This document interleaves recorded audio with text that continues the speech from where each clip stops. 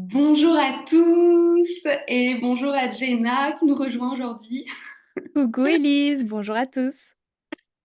J'ai proposé à Jenna de venir partager un moment avec nous pour faire découvrir son histoire incroyable et comment elle accompagne aussi les personnes. J'ai rencontré Jenna il y a quelques années maintenant grâce à nos amis de Gaïa Méditation. On avait fait les Lumières de Gaïa ensemble et c'est là que j'ai rencontré Jenna avec son énergie extraordinaire. Et c'est vrai que c'était précieux pour moi de l'inviter. Et donc, je te remercie, Jenna, de pouvoir partager ta lumière, ton énergie avec cette belle communauté de personnes qui aiment en effet toutes les techniques de respiration, de méditation, apprendre à mieux se connaître aussi. Et je pense que en francophonie, tu es quand même une magnifique référence aussi autour de la méditation. Donc, merci pour tout ce que tu fais aujourd'hui. Merci Elise, trop sympa. Quel bel accueil. Et on sait que les histoires des uns et des autres peuvent vraiment inspirer. Et donc, j'aurais aimé que tu nous partages un peu ton parcours qui est assez incroyable, je trouve. Ouais, mon parcours. Alors mon parcours en rapidement, bien sûr. Donc bon, moi je partage aujourd'hui sur la spiritualité, des méditations, des bouquins, des oracles, plein de choses. Et comment j'en suis arrivée là? Tout remonte à mon enfance. Non, mais vraiment quand j'étais petite, j'avais déjà donc cette connexion, cette quête très, très forte de sens, cette spiritualité qui je ne la nommais pas ainsi à l'époque, mais qui m'habitait véritablement, ce besoin de compréhension de la vie, de la mort, de l'univers, des âmes et puis, ayant quand même, grandi dans une famille quand même un petit peu ouverte à ces choses-là, donc c'était vraiment très, très fort chez moi.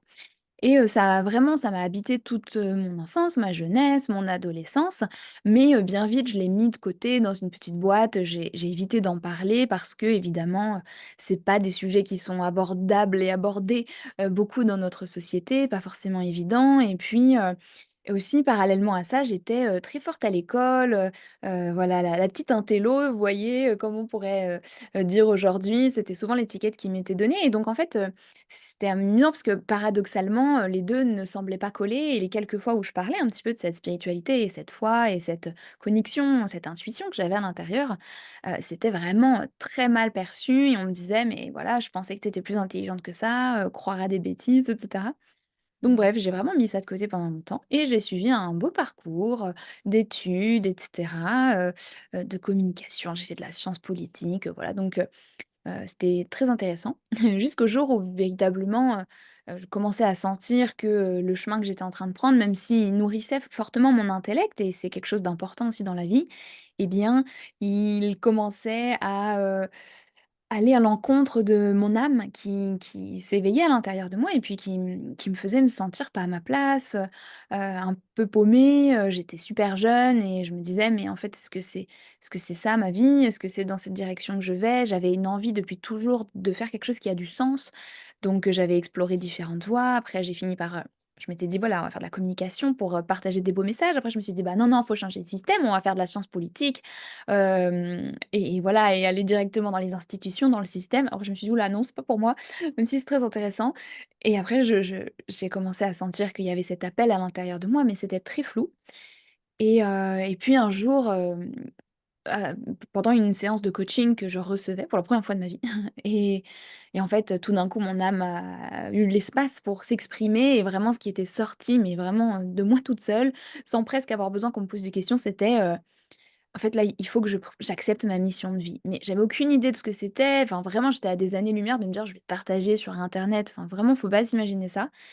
Je savais pas du tout ce qui allait en sortir, mais ça m'a fait un déclic, mais monumental.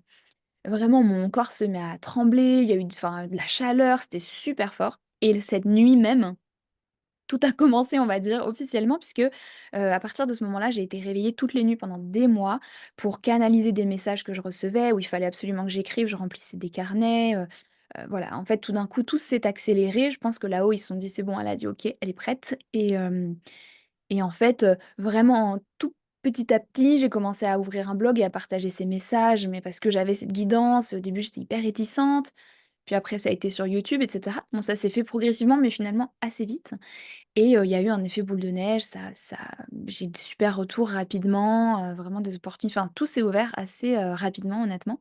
Je pense que juste mon âme, elle était prête et il fallait juste que je libère quelques blocages et ensuite, que j'y aille à fond. Et donc aujourd'hui, donc j'ai 30 ans, ça c'est arrivé quand, j'avais à peu près 20 ans. Après il a fallu le temps que je le fasse officiellement, donc on va dire ça fait entre 8 et 10 ans que je partage plus ou moins officiellement sur ça. Et voilà un petit peu et donc la méditation qui m'a, aussi accompagnée quand j'étais jeune et qui aujourd'hui continue de faire partie de ma vie et aujourd'hui je crée des méditations guidées qui sont un outil aussi, qu'on peut utiliser donc voilà mon parcours. Mmh. C'est fascinant.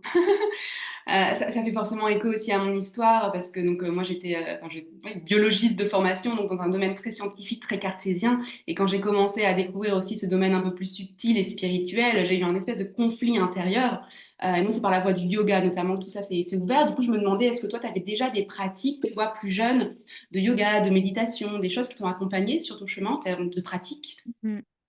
Oui, alors c'est vrai que, il y a eu plusieurs choses. Bon déjà comme je l'ai dit, comme il y avait une ouverture quand même dans ma famille, même si on n'était pas, enfin, ça se voyait pas en apparence, mais quand même, c'était là. J'avais trouvé quand j'étais ado un vieux bouquin des années 80, sur le yoga de ma mère. Donc dans ma chambre vraiment en secret parce que j'avais un peu honte, je voulais pas trop qu'on me voie. Donc du coup, de temps en temps, je testais, il y avait des pratiques, de yoga, il y avait des pratiques de respiration, mais à l'époque, il y avait pas YouTube. Donc je lisais, j'essayais de comprendre, il y avait quelques photos, donc j'essayais de faire ça.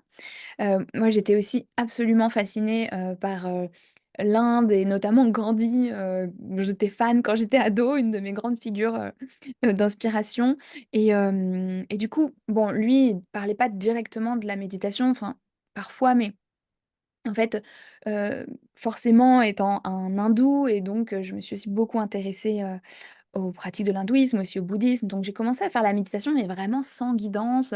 Dans ma chambre, je me rappelle, j'avais le stress que mes parents rentrent dans ma chambre, j'allumais une bougie, je devais avoir 15 ans et j'essayais de méditer, je faisais des prières et en fait, ce qui me paraissait naturel avec les petites inspirations que j'avais lues à droite à gauche, mais encore une fois dans des bouquins tout le temps. Donc la méditation, par moi-même, de temps en temps, la prière, du yoga, mais très balbutiant et puis aussi, vers je pense 17 ans, un truc comme ça, avec ma mère et mes tantes et mes cousines, donc les femmes de ma famille, on s'est mises à faire du pendule ensemble et ça aussi, ça a été, une belle, pratique qui m'a aussi, accompagnée. Aujourd'hui, j'en fais plus forcément autant, mais c'est une belle façon aussi de se connecter à son intuition, au monde invisible. Donc ouais, il y a eu plein de choses, plein d'étapes et puis je lisais beaucoup et je crois encore aujourd'hui que la lecture, c'est quand même une belle façon aussi de au-delà d'apprendre des nouvelles choses, mais aussi parfois de lire des textes ou des récits de vie ou des partages, vibrants qui vont vraiment reconnecter des choses en nous. Mmh. Et peut-être tu aurais un livre à recommander? Là Ah non, je peux pas dire un livre, c'est trop dur. Tu vois, je vais lire à peu près, 50 livres par an, si ce n'est plus, donc tu vois, je lis tellement, ouais. heu, franchement, il y a plein de livres que je peux recommander. Il y en a un que je recommande souvent qui est, un beau livre et qui est sur 4 tomes, qui est Conversation avec Dieu de Neale Donald Walsch, qui est hyper connu, mais je recommande quand même. Et pour ceux qui peut-être connaîtraient, je recommande le dernier qui est sorti 25 ans plus tard, heu, qui est aussi un très beau livre, Awaken the Species, il s'appelle. Je sais pas comment il s'appelle en français, mais r je sais pas, non, je sais pas du Ouais, tout. donc toi, Mais c'était vraiment par les livres, finalement, au départ. Tu es venue, toi? voilà, découvrir finalement par les livres qui ont été mis sur ton chemin. Ah, tu Heu, parles de moi ou tu parles de toi? oui, de toi, Jenna. De moi? Ouais, ouais, les livres ont fait, beaucoup partie. Bon, ma famille aussi, parce que j'ai une tante quand même qui est médium, donc Mmh. bon, petite, je voyais des choses aussi, des incorporations, des choses comme ça, voilà, j'avais je s pour moi, c'était évident qu'on mourrait pas, il y avait pas Mmh. rien après la mort, qu'on pouvait parler avec les esprits, que j'avais des messages de, mon cousin qui devait être mon parrain, qui était mort, juste avant ma naissance. Donc tu vois, j'avais déjà, ça. On va dire les livres, bon moi j'étais une énorme lectrice aussi quand j'étais petite. Du coup, les livres ont été aussi, des déclencheurs à des moments où déjà il y avait pas autant de réseaux sociaux, tout ça. Enfin, il y a 15, même plus de 15 ans de ça et puis, un autre truc, c'était vraiment, mettre des mots et avoir des récits de vie, de personnes, de médiums ou de gens inspirants d'une autre manière. Tout d'un coup, ça a été des déclics à plusieurs reprises où en fait, je me suis dit: «Mais enfin, je me rappelle, enfin quelqu'un parle de ce truc que je ressens en moi depuis toujours et juste qui n'a pas l'air de faire partie de notre société». Enfin, j'ai eu des moments de révélation, c'est pas le mot, mais de réminiscence, on pourrait appeler ça comme ça, hyper fort.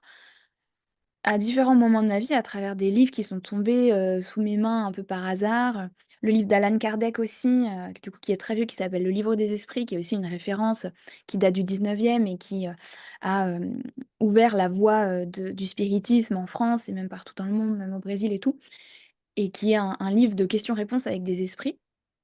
Donc en fait, les premiers dans les sociétés, spiritistes de l'époque, dont d'ailleurs Victor Hugo a fait partie et enfin c'est passionnant et donc là aussi, il y avait des gros déclics, des et donc voilà, des livres, anciens en fait, finalement.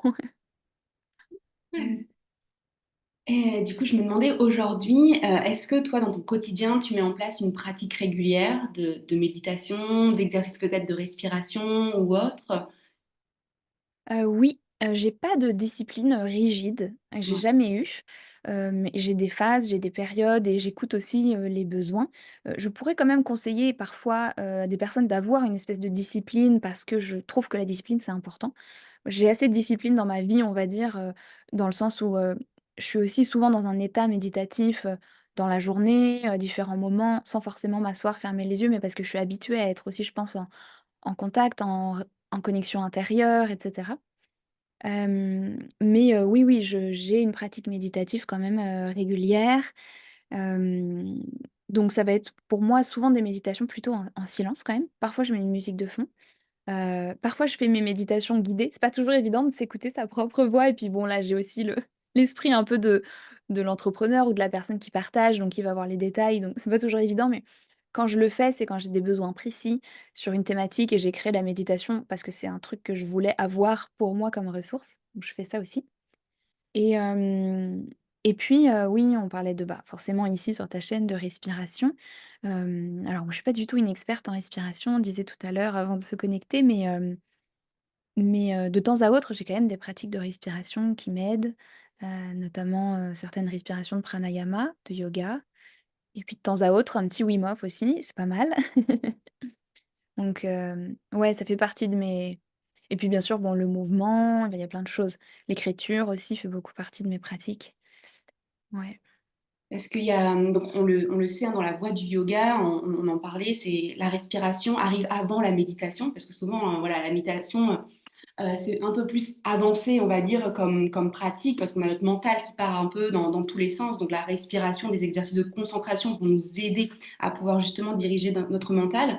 Donc je me demandais, toi, quand tu accompagnes les personnes dans tes méditations, est-ce que tu vas venir d'abord leur demander de se concentrer sur leur respiration, ou de calmer peut-être la respiration? Qu'est-ce que tu recommandes, toi? Ouais, oui, je le fais assez régulièrement. J'utilise souvent la respiration comme ancrage, c'est-à-dire d'avoir, plusieurs respirations conscientes, profondes et lentes pour, que, en fait, à chaque respiration, on pose une intention. Ça, c'est notamment dans les défis que je propose de méditation et en fait, à chaque fois qu'on va refaire ces 3 fameuses respirations, conscientes où d'abord on se concentre sur la apaiser le corps, apaiser l'esprit, retourner à l'intérieur de soi. Ça va devenir un ancrage et donc en fait, ça va permettre d'envoyer le message au système nerveux directement, de se concentrer, de revenir à l'intérieur, d'apaiser l'esprit et cetera. Donc oui, je le fais quand même régulièrement, de se concentrer sur la respiration et puis c'est souvent comme ça qu'on démarre des méditations, même dans les ateliers que je donne. Tout simplement parce que, tout d'un coup revenir déjà la concentration, c'est quand même important, hein, dans la méditation, forcément, et aujourd'hui avec une société où on a des spans, des comment on dit? Des plages d'attention qui sont super basses, c'est pas forcément évident. Donc de revenir à cette présence à soi et heu et tout simplement parfois à l'écoute, juste écouter sa respiration, se concentrer sur les ressentis sensoriels et physiques, hein, de l'air qui rentre, du corps qui bouge, du rythme que ça a, d'écouter le rythme de notre respiration. C'est rien que ça, c'est une méditation, en tant que telle et c'est tellement, puissant déjà, rien que de faire ça, même pour calmer le stress, enfin et tu me demandais si j'avais des pratiques et tout. Quand j'étais ado, c'était un truc que je faisais aussi, beaucoup, ma mère m'avait acheté un CD de sophrologie à l'époque et genre, avant des examens, avant des moments un peu, stressants, du coup, je pratiquais des respirations, conscientes avec des visualisations, des intentions et ça m'aidait énormément et donc je pense que ouais, la respiration consciente, au-delà des pratiques, juste de prendre vraiment conscience de ce qui se passe dans notre corps, c'est déjà un une belle pratique méditative. Oui, tout à fait. Il y a beaucoup de personnes qui ont envie justement de se mettre à des pratiques parce qu'elles se rendent compte des bienfaits de la méditation, de la respiration, mais souvent on a quand même cette fameuse notion de je n'ai pas le temps qui revient beaucoup. Est-ce que tu aurais peut-être des conseils pour justement se mettre dans une forme de régularité et justement se rappeler peut-être aussi les bienfaits finalement, tu vois, de la méditation? Pourquoi ça serait intéressant aujourd'hui dans notre vie de tous les jours qui est agitée, de pouvoir justement prendre ce temps pour soi? Tu vois, j'aimerais avoir ton avis là-dessus parce que c'est ce message que je transmets énormément avec Inspire, ce côté de pratiquer, tu vois, de pouvoir tous les jours prendre un temps pour revenir à soi.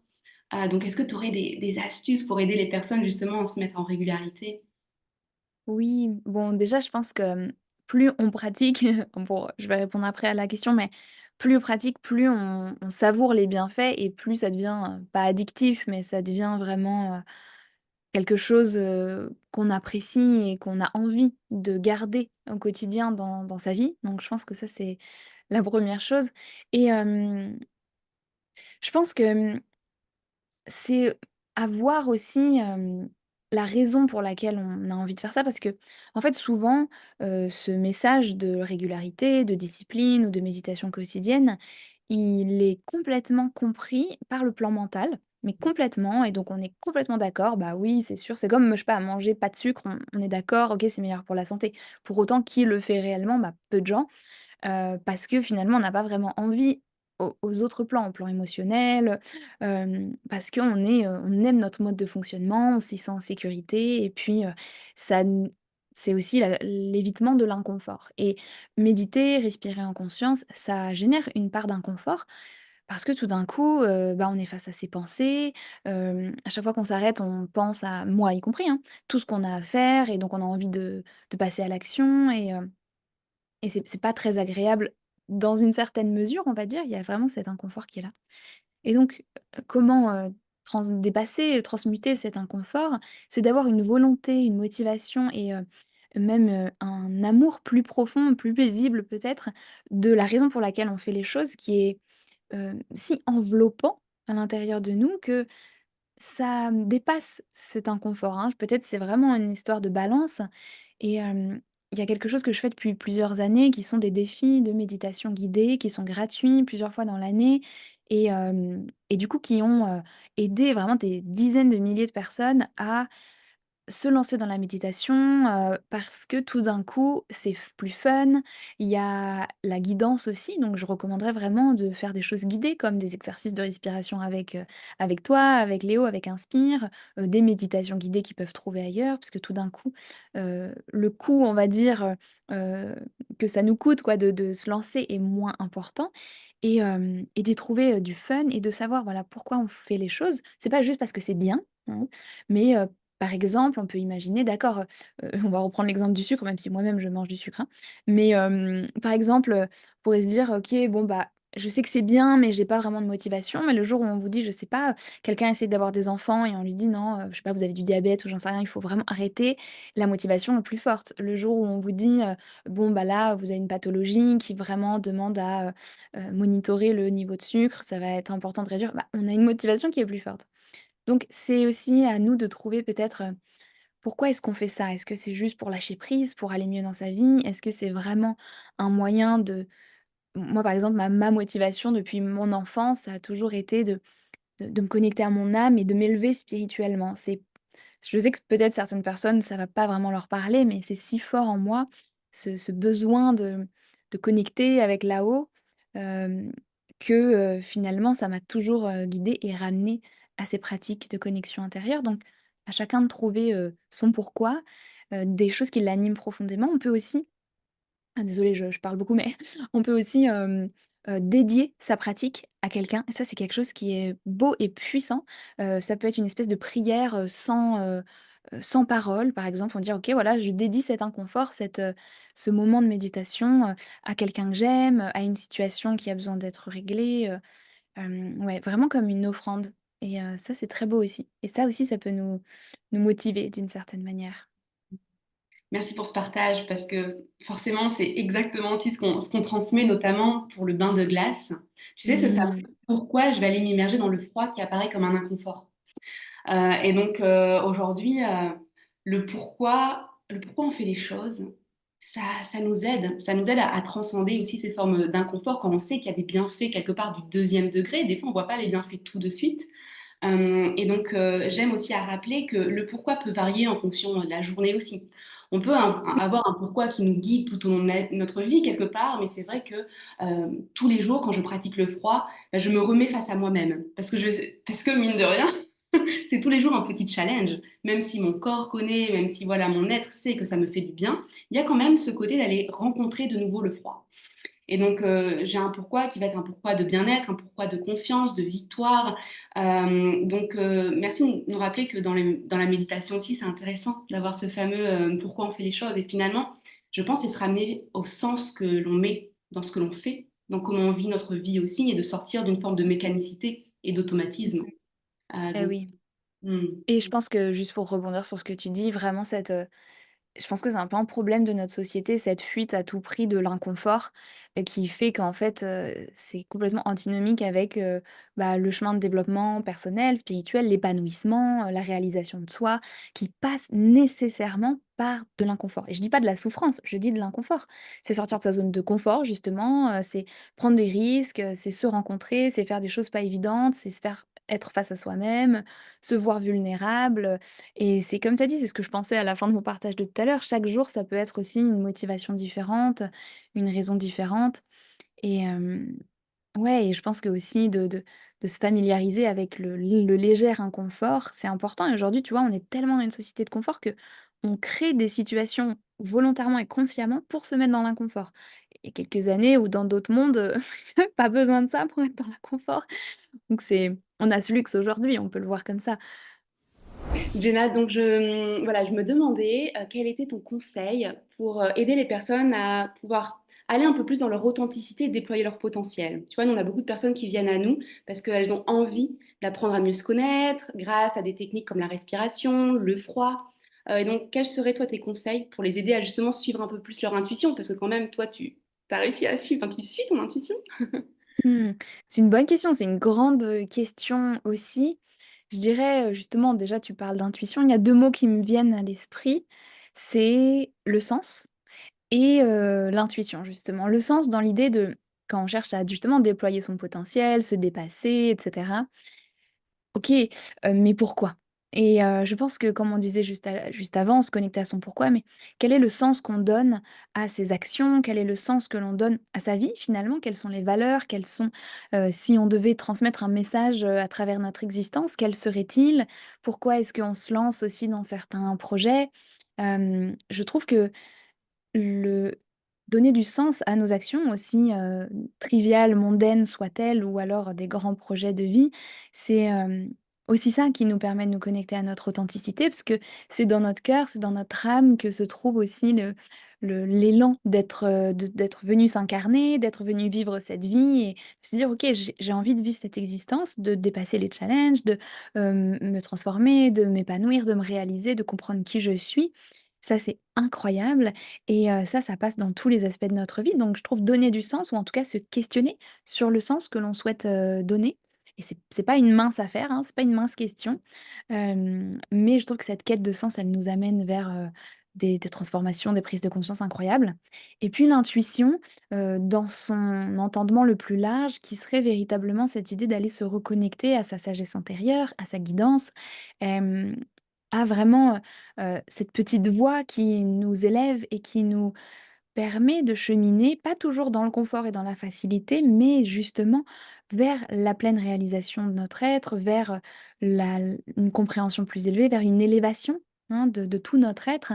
Et cette intuition, je trouve que c'est une alliée, une amie véritablement dans notre chemin. Et donc, avoir en tête que peut-être travailler sur son intuition, développer, lui faire confiance, s'amuser aussi avec son intuition, c'est une façon incroyable aussi on n'y penserait peut-être pas, mais de se reconnecter à son authenticité, parce que c'est se reconnecter à la voix du cœur, VOIX, mais aussi VOIE.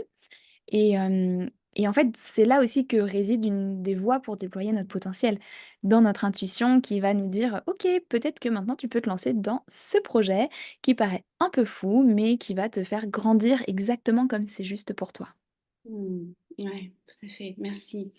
Et tu as évoqué à plusieurs reprises, j'ai remarqué le côté de s'amuser, de fun, de joie. Et je pense que c'est important aussi, c'est ce que j'adore transmettre hein, lors de mes accompagnements, des stages, ce côté de ne pas se prendre trop au sérieux, de vraiment voilà, être dans cette joie et dans ce fun. Donc ça fait partie aussi Grave. de dépasser, étendre sa zone de confort. On peut le faire aussi avec joie. Mais tellement et ça, c'est vraiment un message, tu vois?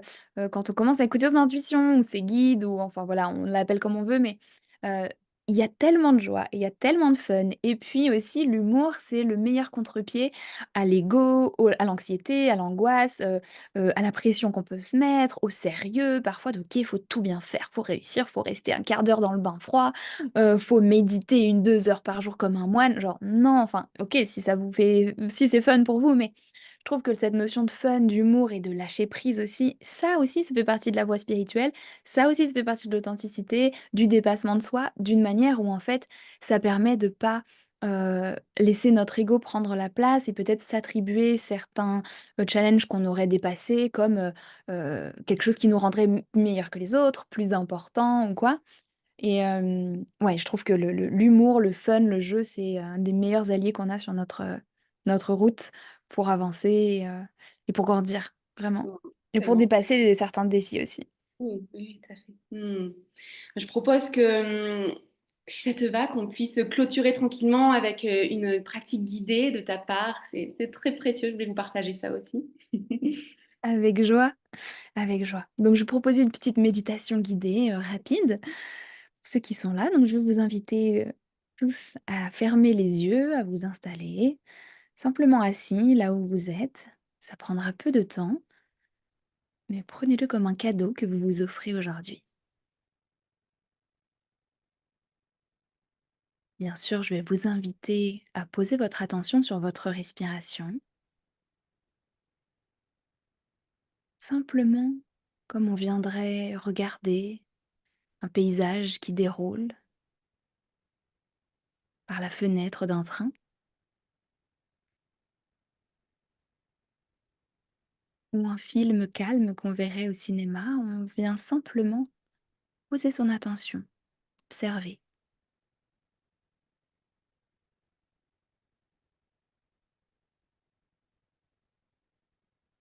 Puis on peut se laisser guider à travers les sensations du corps et rendre cette observation plus incorporée, plus vivante. Et avec notre conscience tout entière, celle du corps, de l'esprit, pourquoi pas de l'âme, on vient se connecter à cette inspiration, cet élan de vie qui nous traverse,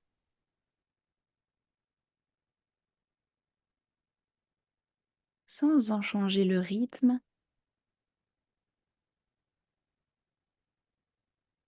sans forcer quoi que ce soit.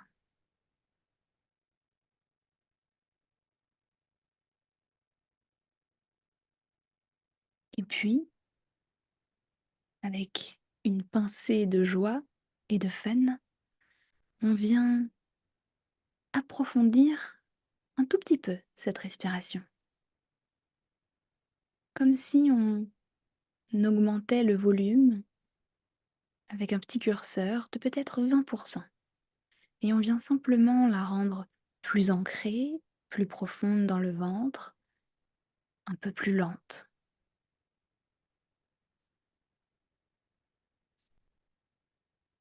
Ce faisant naturellement, nous envoyons un message d'apaisement et de détente à tout notre système nerveux,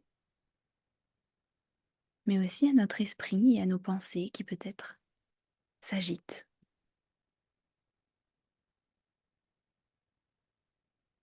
Mais aujourd'hui, notre intention est de venir apaiser, comme des particules de sable qui retombent dans l'eau, qui après des vagues et de l'agitation retrouve son calme, et tout se dépose à l'intérieur de nous. Tout reprend sa place et nous retrouvons de la même manière notre alignement.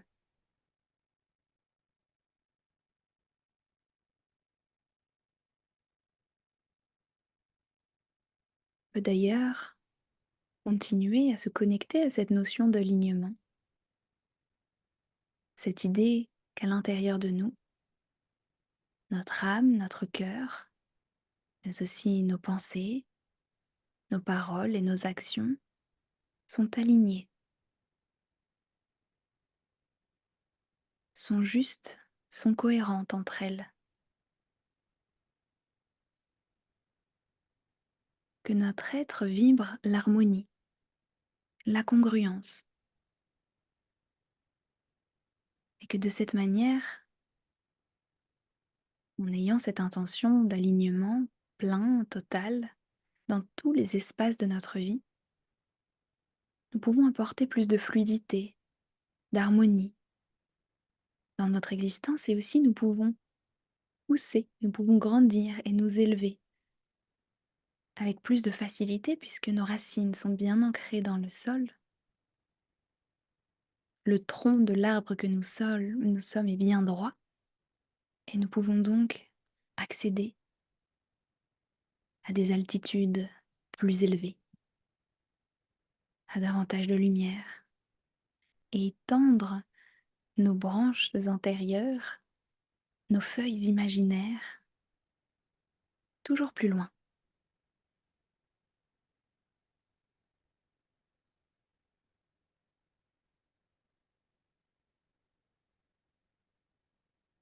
Par cette image, nous pouvons aussi ancrer cette belle intention de rayonner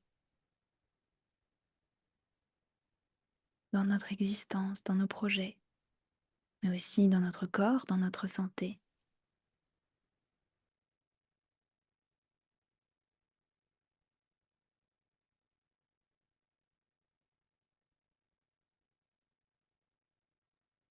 La respiration continue de nous accompagner dans ce processus, comme une douce amie qui nous porte et nous soutient.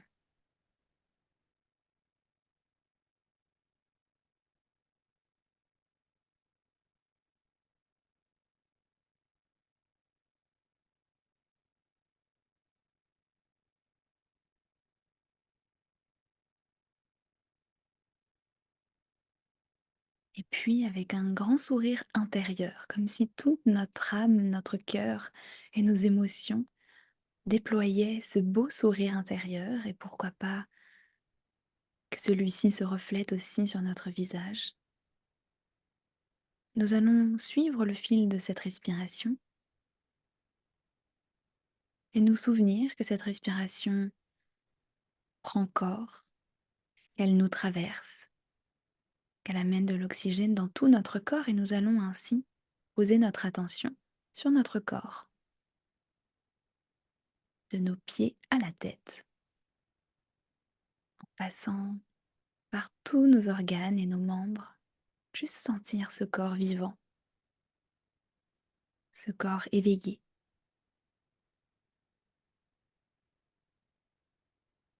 On lui envoyer une vague de gratitude, peu importe l'état de santé ou de vitalité dans lequel il est,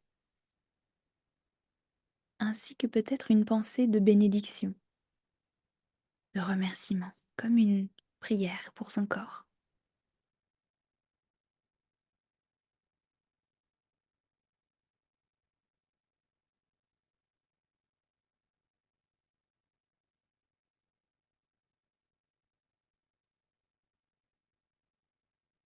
Puis, doucement, à notre rythme, nous pourrons nous souvenir que ce corps se trouve dans une pièce, dans une certaine posture, reprendre contact avec l'instant, avec le mouvement aussi, peut-être en bougeant le bout des doigts, et tout doucement, en s'étirant, en revenant à soi, jusqu'à le moment venu, ouvrir les yeux et savourer les bienfaits de cet instant de pause.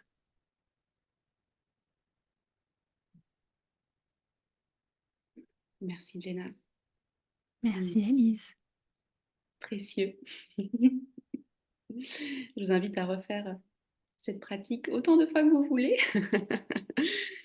Et c'est vrai que tu partages énormément sur ta chaîne YouTube, sur ton site internet aussi. Tu as déjà beaucoup à disposition, que ça soit des formations en ligne, des méditations guidées, des livres aussi, et donc des oracles. Vraiment, tu as toute cette boîte à outils que tu nous partages. Donc, on va mettre bien sûr tous les liens en dessous de la vidéo pour te retrouver.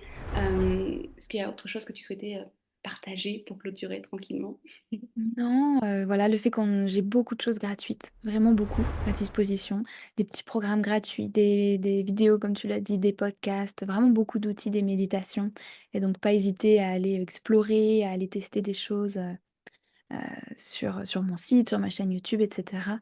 Vraiment, je le dis pas juste, enfin voilà, pour faire la pub, mais vraiment je si, il y a vraiment plein de choses gratuites à disposition, pas que moi d'ailleurs aussi, mais d'aller explorer ça, c'est aussi une façon de tester ce qui nous va, ce qui nous plaît, ce qui nous fait du bien et ça, c'est la magie d'internet aussi. Oui. Et merci de faire tout en français aussi, parce que c'est vrai que souvent dans ce domaine-là, il y a énormément en anglais. Oui, Donc là, le fait que tu partages en français, c'est très, très, très précieux. Donc voilà. ouais, ouais. Je commence à partager en anglais aussi d'ailleurs, depuis un petit moment. Ouais, pour le fun. Merci Jenna pour ton énergie, pour Merci ton Elise. temps. Et on se retrouve très bientôt. Et je vous mets tous les liens en dessous. Et merci encore. Merci Elise, merci à tous.